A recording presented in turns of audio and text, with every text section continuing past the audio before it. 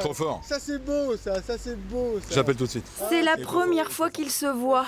Antoine Auriol est étudiant en communication et cherche un stage.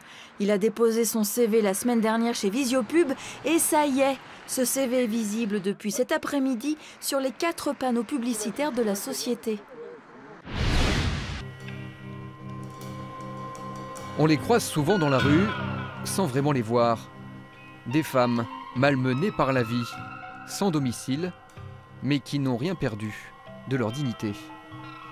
Ce qui nous fait être homme ou femme, c'est d'abord des gestes très quotidiens comme manger, dormir, se laver, et puis aimer ou être aimé des autres. Je suis chauffeur routier, donc c'est une passion qui me vient de mon papa. Donc on est pas mal de chauffeurs routiers dans la famille. Et quand elle ne conduit pas son 38 tonnes, Amandine pilote les camions de son papa qui est forain. Elle trouve tout à fait normal d'aimer à la fois les défilés, les quais de chargement, les escarpins comme les bleus de travail. Le casque vissé sur la tête, les mollets durcis par plus d'1 millier de kilomètres déjà avalés, mais un éternel sourire sur son visage de battant. C'est l'image que nous laisse Bruno Bouchot à son arrivée sur les bords de Loire. Muni de son seul smartphone en guise de GPS, il trace sa route avec 20 € de budget quotidien en poche, ses 22 kilos de bagages et son vélo transformé en VTC. Que se passe-t-il? La vénérable institution est en train de basculer. You don't know the power of the dark side. Ses visiteurs en ressentent un grand trouble.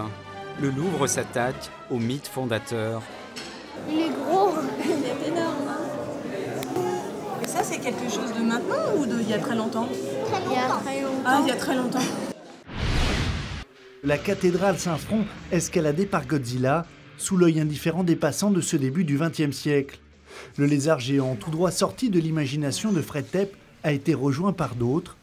King Kong gravit la tour Mataguer de Périgueux et le monstre du Loch Ness hante désormais les eaux de la Dordogne. Si la pierre touche la jeune sculptrice au plus profond de son âme, c'est en arpentant les carrières de pierre que lui vient l'inspiration. Chaque caillou a son mot à dire.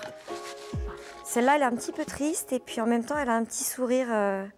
Je pense qu'elle a un petit sourire très doux. Je vais avoir des choses à faire et des choses à dire dessus.